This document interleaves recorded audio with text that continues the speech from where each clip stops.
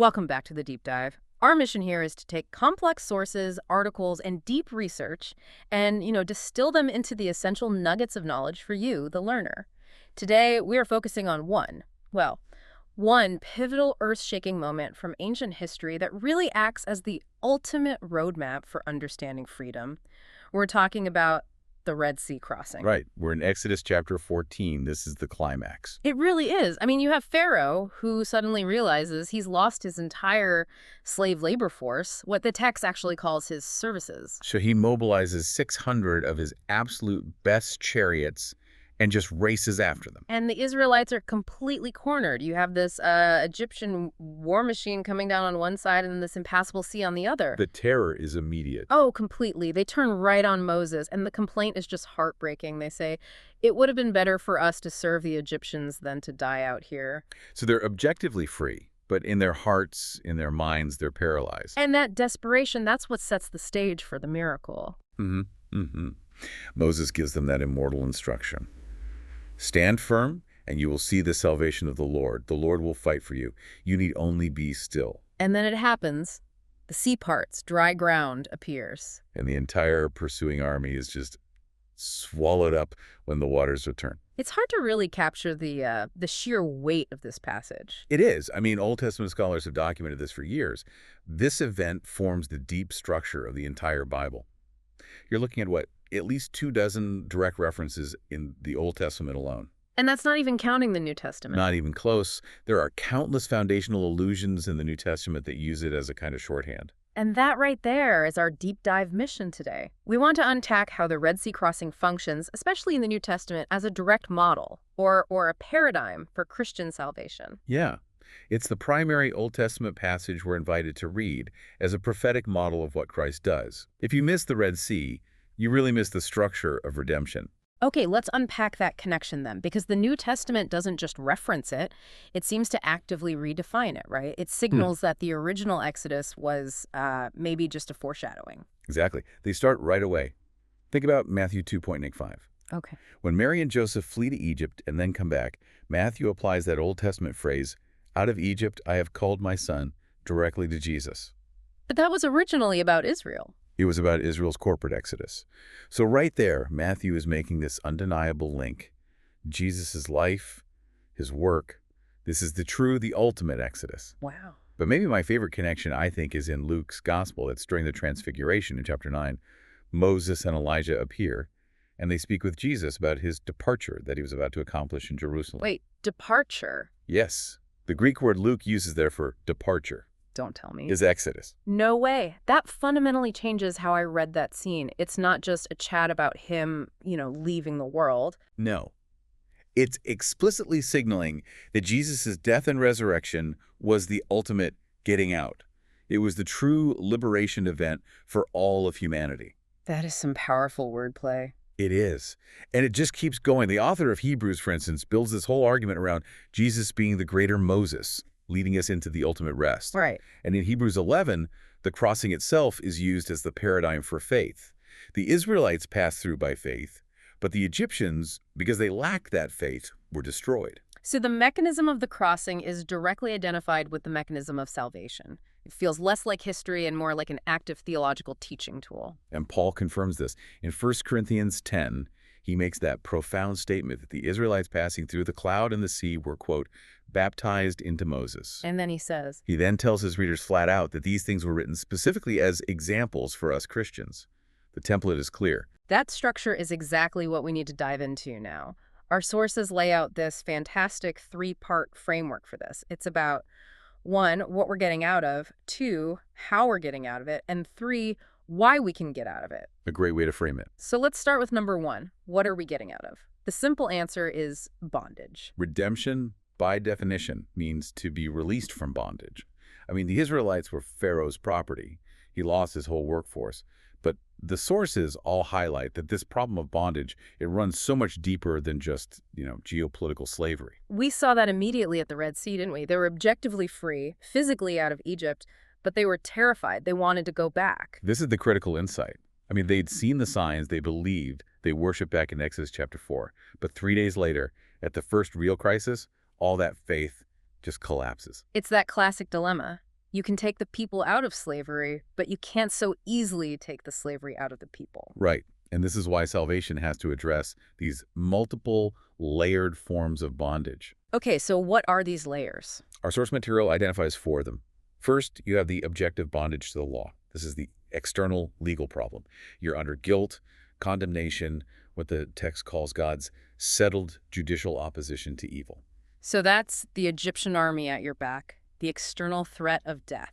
That's the one. Through Christ, that objective condemnation is removed. But removing the external threat, that doesn't fix the internal impulse. Exactly. And that's the second layer. Subjective bondage to the law, or, works righteousness. It's the human heart's default mode, this deep, deep drive to seek perfection and validation through our own performance. Trying to earn approval. And that desire for self-justification is the hardest thing to kill. I mean, think about it. Our sources cite this powerful example of sitting with someone who is dying. As their physical consciousness fades, often the very last light to go out is that sense of regret. The feeling of not having lived the perfect life. Yeah. The thought that if I had just been better, that deeply ingrained need to achieve your own perfection, to earn your own worth, that is the slavery in the heart that stays, even when the objective sentence is gone. That's a very humbling thought. That drive for performance is the internal Pharaoh we keep running back to. It is. And then the third layer is bondage to the sin nature itself. Paul talks about this all through Romans 6.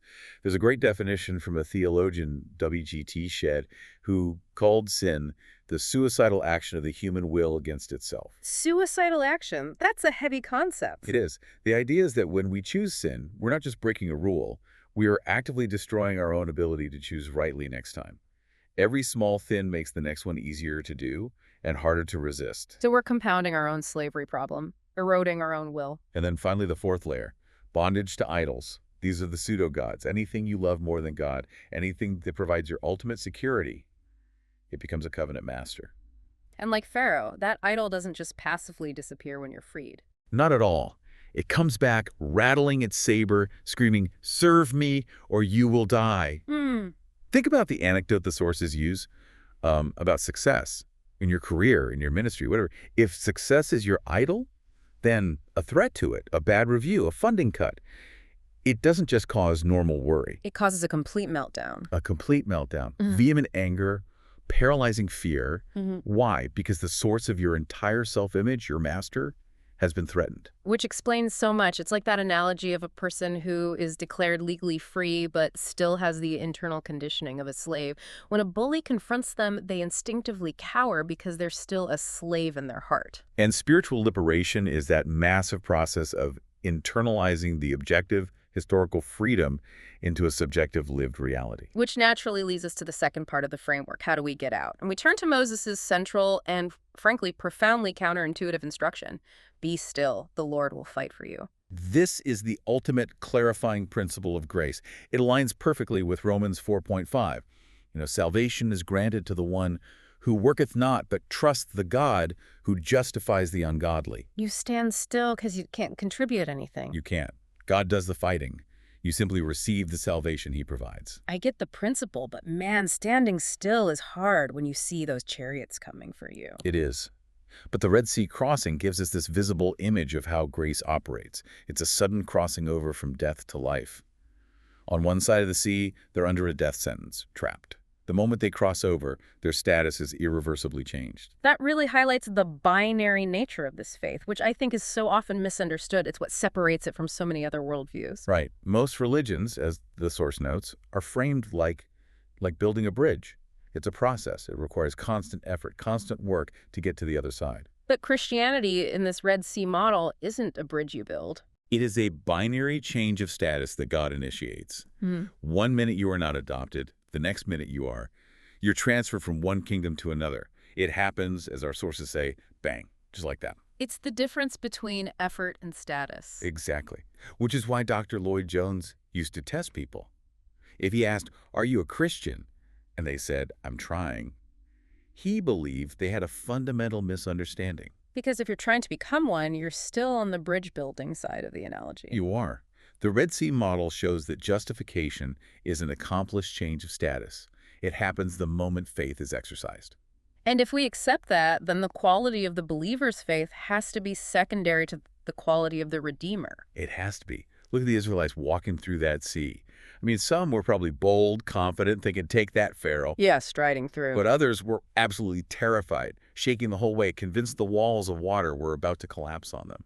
They were all equally saved, every single one, because salvation rested on the object of their faith, the one who opened the sea, not on the strength of their personal emotional belief. And that brings us back to Moses' command to stand still. Charles Spurgeon once said standing still is often harder than marching into battle. Because it means stopping your own self-saving project. The Exodus text is really saying, stop trying to fight the old battle against sin and death. You already lost that one.